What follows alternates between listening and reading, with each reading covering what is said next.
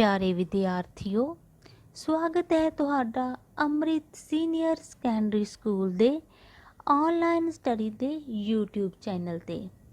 ਅਸੀਂ ਆਸ ਕਰਦੇ ਹਾਂ ਕਿ ਤੁਸੀਂ ਆਪਣਾ ਆਨਲਾਈਨ ਸਟੱਡੀ ਦਾ ਕੰਮ ਪੂਰੇ ਧਿਆਨ ਨਾਲ ਕਰ ਰਹੇ ਹੋਵੋਗੇ। ਜਿਵੇਂ ਤੁਸੀਂ ਜਾਣਦੇ ਹੋ, ਅਸੀਂ ਆਪਣੀ 9ਵੀਂ ਜਮਾਤ ਦੀ ਪਾਠ ਪੁਸਤਕ ਵੰਨਗੀ ਵਿੱਚੋਂ ਕੱਲੋ ਕਹਾਣੀ ਪੜ੍ਹ ਰਹੇ ਹਾਂ, ਜੋ ਕਿ ਨਾਨਕ ਸਿੰਘ ਜੀ ਦੁਆਰਾ ਲਿਖੀ ਗਈ ਹੈ। ਹੁਣ ਤੱਕ ਅਸੀਂ ਇਸ ਕਹਾਣੀ ਦੇ 2 ਭਾਗ ਪੜ੍ਹ ਚੁੱਕੇ ਹਾਂ। ਆਓ ਕਹਾਣੀ ਸ਼ੁਰੂ ਕਰਨ ਤੋਂ ਪਹਿਲਾਂ ਅਸੀਂ ਹੁਣ ਤੱਕ ਜੋ ਕਹਾਣੀ ਵਿੱਚ ਪੜ੍ਹ ਚੁੱਕੇ ਹਾਂ, ਪਹਿਲਾਂ ਉਸ ਨੂੰ ਜਾਣ ਲਈ। ਅਸੀਂ ਪੜ੍ਹ ਚੁੱਕੇ ਹਾਂ ਕਿ ਕਹਾਣੀਕਾਰ ਆਪਣੀ ਕਹਾਣੀ ਲਿਖਣ ਲਈ ਹਮੇਸ਼ਾ ਧਰਮਸ਼ਾਲਾ ਵਿੱਚ ਮਕਲੋਡਗੰਜ ਠਹਿਰਦਾ ਸੀ, ਪਰ ਇਸ ਵਾਰ ਪੈਸਿਆਂ ਦੀ ਤੰਗੀ ਕਾਰਨ ਉਹ ਆਪਣੇ ਦੋਸਤ ਦੇ ਘਰ ਠਹਿਰਿਆ, ਜਿੱਥੇ ਹਰ ਰੋਜ਼ ਕੱਲੋ ਨਾਂ ਦੀ ਜਮਾਦਾਰਨੀ ਦਿਨ ਵਿੱਚ 2 ਵਾਰ ਮੁਹੱਲੇ ਦੀ ਸਫਾਈ ਕਰਨ ਆਉਂਦੀ ਤੇ ਮੁਹੱਲੇ ਦੀਆਂ ਔਰਤਾਂ ਨਾਲ ਝਗੜਦੀ ਰਹਿੰਦੀ, ਜਿਸ ਕਾਰਨ ਕਹਾਣੀਕਾਰ ਨੂੰ ਵੀ ਉਸ ਦੇ ਇਹਨਾਂ ਝਗੜਿਆਂ ਕਾਰਨ ਕਹਾਣੀ ਲਿਖਣ ਤੋਂ ਪਰੇਸ਼ਾਨੀ ਰਹਿੰਦੀ, ਜਿਸ ਕਾਰਨ ਕਹਾਣੀਕਾਰ ਵੀ ਕੱਲੋ ਨੂੰ ਚੰਗੀ ਨਾ ਸਮਝਦਾ। ਪਰ ਇੱਕ ਦਿਨ ਅਚਾਨਕ ਉਸ ਦੇ ਕੁਝ ਪਿਆਰ ਭਰੇ ਸ਼ਬਦਾਂ ਕਾਰਨ ਕੱਲੋ ਦਾ ਰਵੱਈਆ ਕਹਾਣੀਕਾਰ ਪ੍ਰਤੀ ਬਦਲ ਜਾਂਦਾ ਹੈ ਤੇ ਉਹ ਉਸ ਨੂੰ ਆਪਣਾ ਭਰਾ ਸਮਝਣ ਲੱਗਦੀ ਹੈ, ਕਿਉਂਕਿ ਕੱਲੋ ਕਹਾਣੀਕਾਰ ਦੇ ਮੂੰਹ ਵਿੱਚੋਂ ਬਹਿਨ ਸ਼ਬਦ ਸੁਣ ਕੇ ਉਸ ਦਾ ਕਹਾਣੀਕਾਰ ਪ੍ਰਤੀ ਰਵੱਈਆ ਸਨੇਹ ਭਰਿਆ ਹੋ ਜਾਂਦਾ ਹੈ। ਆਓ ਅੱਜ ਅਸੀਂ ਪੰਨਾ ਨੰਬਰ 18, 19, 20 ਪੜ੍ਹਦੇ ਹਾਂ, ਜਿਸ ਨੂੰ ਮੈਂ ਹੁਣ ਤੀਕ ਕਲਾ ਦੀ ਮੂਰਤ ਤੇ ਕਲੇਸ਼ ਦੀ ਰੂਹ ਸਮਝਦਾ ਰਿਹਾ ਸਾਂ।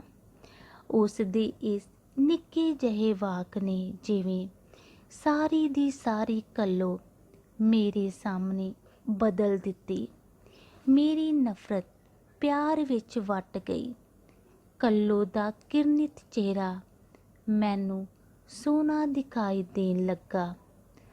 ਪੈਡ ਤੇ ਕਲਮ ਰੱਖ ਦਿੱਤੇ ਤੇ ਇੱਕ ਵਾਰੀ ਹੋਰ ਮੈਂ ਉਸ ਵੱਲ ਤੱਕਿਆ। ਕੱਲੋ ਦੇ ਨਕਸ਼ਾਂ ਵਿੱਚੋਂ ਹੁਸਨ ਤੇ ਪਿਆਰ ਦੀਆਂ ਸੁਆਵਾਂ ਉੱਠ ਉੱਠ ਕੇ ਆਲੇ ਦੁਆਲੇ ਨੂੰ ਰੁਸ਼ਨਾ ਰਹੀਆਂ ਸਨ। ਕੀ ਕਹਾਣੀਕਾਰ ਸੋਚਣ ਲੱਗਾ, ਜਿਸ ਨੂੰ ਲੜਾਈ ਦੀ ਜੜ ਸਮਝਦਾ ਰਿਹਾ, ਪਰ ਅੱਜ ਕਿਵੇਂ ਉਸ ਦੇ ਸਾਹਮਣੇ ਉਹ ਕੱਲੋ ਬਦਲ ਗਈ। ਪਿਆਰੇ ਵਿਦਿਆਰਥੀਓ, ਕੱਲੋ ਜੋ ਸਾਰਾ ਦਿਨ ਕਿਵੇਂ ਕੁੜੀ ਨਾਲ ਲੱਦੀ ਰਹਿੰਦੀ, ਫਿਰ ਵੀ ਉਹ ਘਿਰਨਾ ਦੀ ਪਾਤਰ ਸੀ, ਪਰ ਅੱਜ ਕਹਾਣੀਕਾਰ ਦੇ ਸਾਹਮਣੇ ਕਿਵੇਂ ਉਸ ਦਾ ਪਿਆਰ ਭਰਿਆ ਚਿਹਰਾ ਰੁਸ਼ਨਾ ਰਿਹਾ ਸੀ। ਮੀਂਹ ਇਸ ਵੇਲੇ ਕਾਫੀ ਤੇਜ਼ ਹੋ ਗਿਆ ਸੀ ਤੇ ਵਾਸ਼ਰ ਦਾ ਰੁਖ ਇਸੇ ਪਾਸੇ ਸੀ। ਕੱਲੋ ਉਸੇ ਤਰ੍ਹਾਂ ਮੀਂਹ ਵਿੱਚ ਖੜੀ ਭਿੱਜ ਰਹੀ ਸੀ। ਮੈਂ ਉਸ ਨੂੰ ਕਿਹਾ, ਜ਼ਰਾ ਭੀਤਰ ਆ ਜਾ ਕੱਲੋ, ਤੁਮ ਭੀਗ ਰਹੀ ਹੋ। ਉਸਨੇ ਪੂਰੇ ਭਰੋਸੇ ਤੇ ਅਪਣਤ ਆਪਣੀ ਨਜ਼ਰ ਨਾਲ ਪਿਆਰ ਭਰੀ ਨਜ਼ਰ ਨਾਲ ਇੱਕ ਵਾਰੀ ਮੇਰੇ ਵੱਲ ਤੱਕਿਆ ਤੇ ਫਿਰ ਆਪਣੇ ਭਿੱਜੇ ਹੋਏ ਸਰੀਰ ਵੱਲ ਤੇ ਬੋਲੀ, ਕੋਈ ਬਾਤ ਨਹੀਂ दादा, हम लोग तो इसी तरह भीगा करते हैं। अच्छा जाती हूँ, अभी बहुत काम करना है। ਕੀ ਕਿਵੇਂ ਕਹਾਣੀਕਾਰ ਨੇ ਕੱਲੋ ਨੂੰ ਮੀਂਹ ਵਿੱਚੋਂ ਭਿੱਜਣ ਤੋਂ ਬਚਾਉਣ ਲਈ ਉਸ ਨੂੰ ਅੰਦਰ ਆਉਣ ਲਈ ਕਿਹਾ, ਪਰ ਕੱਲੋ ਨੇ ਕਿਵੇਂ ਆਪਣੀ ਹੱਦ ਦੱਸਦੇ ਹੋਏ ਕਹਾਣੀਕਾਰ ਨੂੰ ਮਨਾ ਕੀਤਾ ਤੇ ਕੰਮ ਦੇ ਰੁੱਝੇ ਹੋਣ ਬਾਰੇ ਜਾਣ ਵਾਸਤੇ ਕਹਿਣ ਲੱਗੀ। ਜ਼ਬਾਨੋਂ ਤਾਂ ਕੱਲੋ ਨੇ ਕਹਿ ਦਿੱਤਾ ਜਾਤੀ ਹੂੰ, ਪਰ ਮੈਂ ਉਸ ਦੇ ਚਿਹਰੇ ਤੋਂ ਕੁਝ ਹੋਰ ਪੜ੍ਹ ਰਿਹਾ ਸਾਂ। ਉਹ ਬਿਨਾਂ ਮੇਰੇ ਨਾਲ ਕੁਝ ਗੱਲਾਂ ਕੀਤੇ ਜਾਣਾ ਨਹੀਂ ਸੀ ਚਾਹੁੰਦੀ। ਮੈਂ ਜ਼ਰਾ ਦਾਈਏ ਪਰੇ ਰੋਹ ਵਿੱਚ ਉਸ ਨੂੰ ਕਿਹਾ, थोड़ी देर के लिए छत के नीचे हो जा पगली, बारिश कम हो जाए ਤੋਂ ਚਲੀ ਜਾਣਾ। ਪਿਆਰੇ ਵਿਦਿਆਰਥੀਓ, ਕਿ ਕਿਵੇਂ ਕਹਾਣੀਕਾਰ ਨੇ ਕੱਲੋ ਦਾ ਚਿਹਰਾ ਪੜ੍ਹਿਆ, ਕਿਉਂਕਿ ਉਸਨੇ ਜਾਣ ਬਾਰੇ ਕਹਿ ਤਾਂ ਦਿੱਤਾ ਸੀ, ਪਰ ਮਨ ਹੀ ਮਨ ਵਿੱਚ ਉਹ ਰੁਕ ਕੇ ਕਹਾਣੀਕਾਰ ਨਾਲ ਬਹੁਤ ਸਾਰੀਆਂ ਗੱਲਾਂ ਕਰਨੀਆਂ ਚਾਹੁੰਦੀ ਸੀ। ਅੰਦਰ ਆਉਣ ਦੀ ਉਸ ਦੀ ਸਲਾਹ ਹੈ ਸੀ, ਪਰ ਕਿਸੇ ਸੰਗ ਸ਼ਰਮ ਨੇ ਉਸ ਨੂੰ ਰੋਕਿਆ ਹੋਇਆ ਸੀ। ਖਿਲਰੇ ਹੋਏ ਭਾਂਡੇ ਟੀਂਡੇ ਵੱਲ ਤੱਕ ਕੇ ਉਹ ਬੋਲੀ, ਪਰ ਜਹਾਂ ਤੋਂ ਤੁਮ ਰੋਟੀ ਬਣਾਤੇ ਹੋ। ਤੇ ਨਾਲ ਹੀ ਉਸ ਦੇ ਕਦਮਾਂ ਵਿੱਚ ਹਰਕਤ ਆ ਗਈ। ਉਹ ਬੜੀ ਚੌਕਸੀ ਨਾਲ ਆਪਣੇ ਆਪ ਨੂੰ ਸਮੇਟ ਸੁਕੇੜ ਕੇ केवल दहलीज ही टप्पी। कहाँ की रहने वाली हो कल्लो? बंगाल की। अरे तुम लोग इतनी दूर चले आए, उधर तुम्हें काम नहीं मिलता था क्या? भगवान की इच्छा है दादा, जहाँ पर रोजी बनी होती है वहीं पर जाना होता है। उस दे मूँह एक कड़ी मुड़ी जेड़ा दादा शब्द मैं अपने संबोधन विच सुन के कचिची वरता सां, ਇਸ ਦਾ ਭੇਦ ਝੱਟ ਹੀ ਮੇਰੇ ਉੱਤੇ ਖੁੱਲ੍ਹ ਗਿਆ।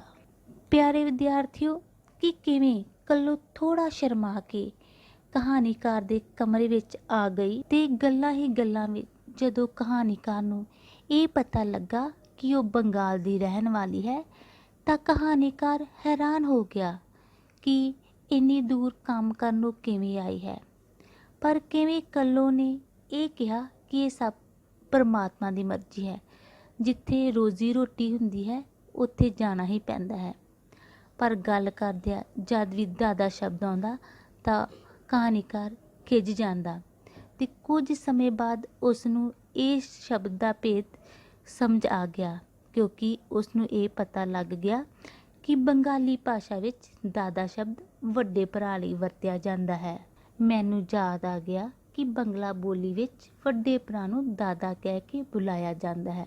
ਟੁੱਟੀ ਭੱਜੀ ਬੰਗਲਾ ਮੈਂ ਜਾਣਦਾ ਸੀ, ਕਿਉਂਕਿ ਬੰਗਲਾ ਭਾਸ਼ਾ ਥੋੜ੍ਹੀ ਬਹੁਤੀ ਕਹਾਣੀਕਾਰ ਵੀ ਜਾਣਦਾ ਸੀ। ਮੈਂ ਸੋਚ ਰਿਹਾ ਸਾਂ, ਪਿਆਰ ਦੀ ਕਿੱਡੀ ਭੁੱਖ ਹੈ ਇਸ ਕੁੜੀ ਦੇ ਅੰਦਰ, ਤੇ ਸ਼ਾਇਦ ਇਸੇ ਚੀਜ਼ ਦੀ ਅਪ੍ਰਾਪਤੀ ਨੇ ਇਸ ਦੇ ਸੁਭਾਅ ਵਿੱਚ ਹਿੰਸਾ ਤੇ ਨਫ਼ਰਤ ਭਰ ਦਿੱਤੀ ਹੈ। ਨਫ਼ਰਤ ਦੀ ਦੁਨੀਆ ਵਿੱਚ ਇਹ ਜੰਮੀ ਤੇ ਤਿਰਸਕਾਰ ਦੀ ਖੁਰਾਕ ਖਾ ਕੇ ਪਲੀ ਹੈ। ਵਿਚਾਰੀ ਸਾਰਾ ਦਿਨ ਲੋਕਾਂ ਦੀ ਗੰਦਗੀ ਢੋਂਦੀ ਹੈ, ਪਰ ਬਦਲੇ ਵਿੱਚ ਇਸ ਨੂੰ ਮਿਲਦਾ ਕੀ ਹੈ? ਗਾਲਾਂ, ਝਿੜਕਾਂ ਤੇ ਕਦੀ-ਕਦੀ ਛਿੱਤਰ ਪੌਲਾ ਵੀ। ਮਾਨੋ ਕੱਲੋ ਲਈ ਇਹ ਜ਼ਿੰਦਗੀ ਨਫ਼ਰਤ ਦਾ ਹੀ ਦੂਸਰਾ ਨਾਂ ਹੈ।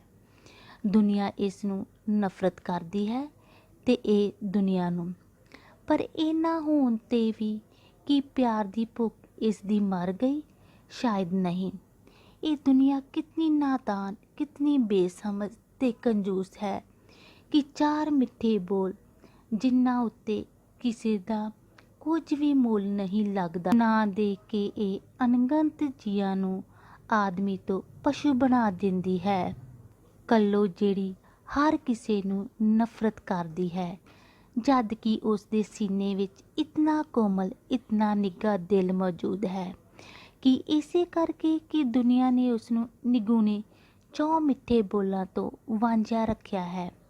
ਕੱਲੋ ਜਿਹੜੀ ਕਿਸੇ ਅਜਨਬੀ ਦੇ ਕਹੇ ਹੋਏ ਝੂਠੀ ਮੂਠੀ ਦੇ ਭੈਣ ਸ਼ਬਦ ਨੂੰ ਇਤਨੇ ਸਤਿਕਾਰ ਨਾਲ ਦਿਲ ਦੀ ਪਿਟਾਰੀ ਵਿੱਚ ਸਾਂਭ ਕੇ ਰੱਖ ਸਕਦੀ ਹੈ ਕਿ ਇਹ ਨਫ਼ਰਤ ਦੀ ਹੱਕਦਾਰ ਹੈ।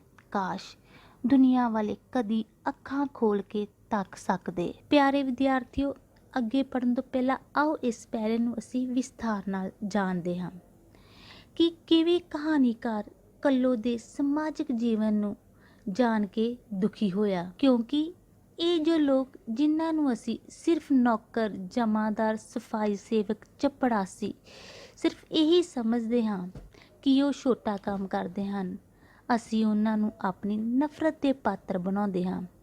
ਪਰ ਉਹ ਸਿਰਫ ਪਿਆਰ ਭਰੇ ਦੋ ਬੋਲਾਂ ਦੇ ਮੁਹਤਾਜ ਹੁੰਦੇ ਹਨ। ਪਿਆਰੇ ਵਿਦਿਆਰਥੀਓ, ਜੇਕਰ ਅਸੀਂ ਅੱਜ ਪੂਰੀ ਦੁਨੀਆ ਵਿੱਚ ਦੇਖੀਏ, ਅੱਜ ਕਰੋਨਾ ਵਰਗੀ ਮਹਾਂਮਾਰੀ ਪੂਰੇ ਵਿਸ਼ਵ ਵਿੱਚ ਫੈਲ ਚੁੱਕੀ ਹੈ ਤੇ ਪੂਰਾ ਵਿਸ਼ਵ ਇਸ ਨਾਲ ਲੜ ਰਿਹਾ ਹੈ। ਪਰ ਸਭ ਤੋਂ ਵੱਡਾ ਯੋਗਦਾਨ ਇਸ ਵਿੱਚ ਸਫਾਈ ਸੇਵਕਾਂ ਦਾ ਹੈ ਕਿ ਉਹ ਕਿਵੇਂ ਆਪਣੀ ਜਾਨ ਨੂੰ ਖਤਰੇ ਵਿੱਚ, ਜੋਖਿਮ ਵਿੱਚ ਪਾ ਕੇ ਸਾਡੇ ਲਈ ਸਾਫ ਸਫਾਈ ਕਰ ਰਹੇ ਹਨ। ਕਿ ਅਸੀਂ ਲੋਕ ਇਹ ਸੋਚਦੇ ਕਿ ਉਹਨਾਂ ਦਾ ਵੀ ਕੋਈ ਪਰਿਵਾਰ ਹੈ। ਇਸੇ ਤਰ੍ਹਾਂ ਹੀ ਕਹਾਣੀਕਾਰ ਵੀ ਸੋਚਦਾ ਹੈ ਕਿ ਕੱਲੋ ਵੀ ਨਫ਼ਰਤ ਦੀ ਹੱਕਦਾਰ ਨਹੀਂ, ਸਗੋਂ ਦੁਨੀਆ ਦੇ ਪਿਆਰ ਦੀ ਹੱਕਦਾਰ ਹੈ। ਉਹ ਦਹਲੀਜ਼ ਅੰਦਰ ਹੋ ਜਾਣ 'ਤੇ ਵੀ ਵਾਸ਼ਰ ਦੀ ਮਾਰ ਤੋਂ ਬਚ ਨਾ ਸਕੀ। ਮੈਂ ਜਦ ਉਸ ਨੂੰ ਇੱਕ ਵਾਰੀ ਫਿਰ ਅੰਦਰ ਆਉਣ ਲਈ ਕਿਹਾ ਤਾਂ ਬੋਲੀ, पर भीतर तो तुम्हारे बर्तन पड़े हैं दादा, तो क्या हर्ज है? बर्तन किसी दूसरे के नहीं, तुम्हारे दादा के ही तो है। जापदा सी जिवें मेरा ये वाक सुन के कल्लो एक वारी किसी मिठास दी डूंघाई विच गुआच गई। वो अंदर लंघ आई, पर शायद उसनू डर सी मती उसदे कपड़ियां विचों चो रहे पानी नाल कमरे दा फर्श गिला हो जावेगा। ਉਹ ਥੋੜ੍ਹੀ ਥੋੜ੍ਹੀ ਕੰਬ ਰਹੀ ਸੀ। ਮੇਰਾ ਦਿਲ ਚਾਹਿਆ ਕਿ ਬਿਸਤਰੇ ਤੋਂ ਕੰਬਲ ਚੁੱਕ ਕੇ ਉਸ ਦੇ ਮੋਢਿਆਂ 'ਤੇ ਸੁੱਟ ਦਿਆਂ, ਪਰ ਇਤਨੀ ਫਰਾਕ ਦਿਲੀ ਮੈਂ ਵਿਖਾ ਨਾ ਸਕਿਆ। ਕੰਬਲ ਦੇ ਭਿੱਜ ਜਾਣ ਦੇ ਖਿਆਲੋਂ ਅਥਵਾ ਇਸ ਖਿਆਲੋਂ ਕਿ ਕੱਲੋ ਦੇ ਗਲੀਚ ਕੱਪੜਿਆਂ ਨਾਲ ਛੂਹ ਕੇ ਗਿੱਲਾ ਹੋ ਜਾਵੇਗਾ। ਪਿਆਰੇ ਵਿਦਿਆਰਥੀਓ, ਕਿ ਇਹ ਸੋਚ ਕੇ ਕਿ ਕੱਲੋ ਅੰਦਰ ਤਾਂ ਆ ਗਈ, ਪਰ ਉਸਦੇ ਮਨ ਵਿੱਚ ਉਸਦੇ ਕੱਪੜਿਆਂ ਤੋਂ ਫਰਸ਼ ਗਿੱਲਾ ਹੋਣ ਦਾ ਉਸਦੇ ਮਨ ਵਿੱਚ ਡਰ ਸੀ। ਤੇ ਕਹਾਣੀਕਾਰ ਵੀ ਸੋਚ ਰਿਹਾ ਸੀ ਕਿ ਉਹ ਮੀਂਹ ਵਿੱਚ ਇੰਨੀ ਭਿੱਜ ਚੁੱਕੀ ਸੀ ਕਿ ਆਪਣਾ ਕੰਬਲ ਉਸਨੂੰ ਦੇ ਦੇਵੇ, ਪਰ ਉਹ ਵੀ ਕੰਬਲ ਗਿੱਲੇ ਹੋਣ ਦੇ ਡਰ ਕਾਰਨ ਇਸ ਗੱਲ ਤੋਂ ਚੁੱਪ ਹੀ ਰਿਹਾ। ਕੇਵਲ ਮੈਂ ਇਤਨਾ ਹੀ ਕਰ ਸਕਿਆ ਕਿ ਹੋਰ 2-4 ਵਾਰੀ ਕਹਿ ਕੇ ਮੈਂ ਉਸਨੂੰ ਦਲੀਜ਼ ਤੋਂ ਇਤਨਾ ਅੰਦਰ ਸੱਦ ਲਿਆ ਕਿ ਵਾਸ਼ਰ ਤੋਂ ਸੁਰੱਖਿਅਤ ਸੀ। ਬਾਹਾਂ ਹਿੱਕ ਨਾਲ ਲਾਈ ਉਹ ਕੰਬਦੀ ਹੋਈ ਮੈਨੂੰ ਪੁੱਛਣ ਲੱਗੀ, तुम कहाँ रहते हो दादा? अमृतसर में। जहाँ कितने दिन ठहरोगे? ठहरना तो कुछ ज़्यादा दिन है, पर इस मकान से शायद कल ही चला जाऊँगा। क्यों? जहाँ पर शोर बहुत रहता है, लिखने में तकलीफ़ होती है। कुछ चेर ਉਹ ਚੁੱਪ ਰਹੀ, ਕੁਝ ਸੋਚਦੀ ਰਹੀ ਤੇ ਫਿਰ ਮੇਰੇ ਵਰਕਿਆਂ ਵੱਲ ਤੱਕ ਕੇ पूछने लगी, जी तुम क्या लिखा करते हो दादा? किताबें लिखता हूँ, पर किताब के हर्फ तो और तरह के होते हैं, छोटे छोटे साफ साफ, ये भी वैसे ही बन जाएंगे मशीन में डालने से। हाँ, मेरा मामू कहता रहा कि एक मशीन होती है जिसमें किताब छापी जाती है, उसी में ये भी छापी जाएगी। अमृतसर में ऐसी मशीन है और कागज भी उसी मशीन में बन जाता है। हाँ, सब उसी में बन जाता है ऐसी मशीन। तुम पढ़ना जानती हो कल्लो? कहानीकार ने पूछा। नहीं दादा, हम लोग नहीं पढ़ा करते। मेरा एक नौ चचेरा भाई रहा, उसने अंग्रेजी पढ़ी थी और फिर वो क्रिश्चियन ईसाई बन गया। अच्छा दादा, अमृतसर में भी पानी पड़ता है? हाँ पड़ता है, पर बहुत नहीं। वहाँ तुम्हारा कौन कौन है? कि किवें अंदर आके कहानीकार ते कल्लो विच गलबात छिड़ गई ते कंबदी होई कल्लो ने कहानीकार नूं पुछया कि वो कित्थों दा रहन वाला है ते किन्ने दिन ठहरेगा ते उस दे काम बारे पुछया। जद कहानीकार ने कहा कि वो शायद कुछ दिन ही, क्योंकि वो कहानीकार है ते उसनूं रौले विच कहानी लिखण विच औखियाई हुंदी है। किवें कहानीकार ते कल्लो गल्लां गल्लां विच ही एक दूजे बारे सब कुछ जानन लगे ते कहानीकार भी उस तो उस दियां छोटियां छोटियां गल्लां पुछण लगा। इस तरह ही गल्लां करदे करदे कहानीकार ते कल्लो ने एक दूसरे बारे बहुत कुछ जान लिया। प्यारे विद्यार्थियों, अज असी इस कहानी का तीजा भाग पढ़िया है। इन्हां तिन्नां पन्निਆਂ ਨਾਲ संबंधित ਤੁਹਾਨੂੰ कुछ प्रश्न पूछे जाणगे जिन्हां ਨੂੰ ਤੁਸੀਂ ਆਪਣੀ ਕਾਪੀ ਤੇ ਲਿਖਣਾ ਹੈ। प्रश्न नंबर 1, ਕੱਲੋ ਕਿੱਥੋਂ ਦੀ ਰਹਿਣ ਵਾਲੀ ਸੀ। प्रश्न नंबर 2, कहानी ਵਿੱਚ ਤੁਹਾਨੂੰ ਅਸੀਂ किस महामारी ਦੀ उदाहरण ਦਿੱਤੀ है। प्रश्न नंबर 3, कहानीकार कित्थों ਦਾ ਰਹਿਣ ਵਾਲਾ ਸੀ। प्रश्न नंबर 4, किन्ना ਦੇ ਪਾਤਰ ਕੌਣ ਬਣਦੇ ਹਨ। प्रश्न नंबर 5, ਕੱਲੋ ਦੇ ਕਿਸ ਭਰਾ ਨੇ ਅੰਗਰੇਜ਼ੀ ਪੜ੍ਹੀ ਸੀ ਤੇ ਉਹ ਕੀ ਬਣ ਗਿਆ ਸੀ। ਉਸ ਤੋਂ ਅੱਗੇ ਸਹੀ ਗਲਤ 'ਤੇ ਨਿਸ਼ਾਨ ਲਗਾਉਣਾ ਹੈ ਤੁਸੀਂ। ਕੀ ਸਾਨੂੰ ਸਫਾਈ ਸੇਵਕਾਂ ਨਾਲ ਨਫ਼ਰਤ ਕਰਨੀ ਚਾਹੀਦੀ ਹੈ? ਸਹੀ ਹੈ ਕਿ ਗਲਤ? ਕਹਾਣੀਕਾਰ ਬੰਗਲਾ ਭਾਸ਼ਾ ਜਾਣਦਾ ਸੀ? ਇਹ ਸਹੀ ਹੈ ਕਿ ਗਲਤ? ਧੰਨਵਾਦ। ਤੰਦਰੁਸਤ ਰਹੋ, ਸੁਰੱਖਿਅਤ ਰਹੋ।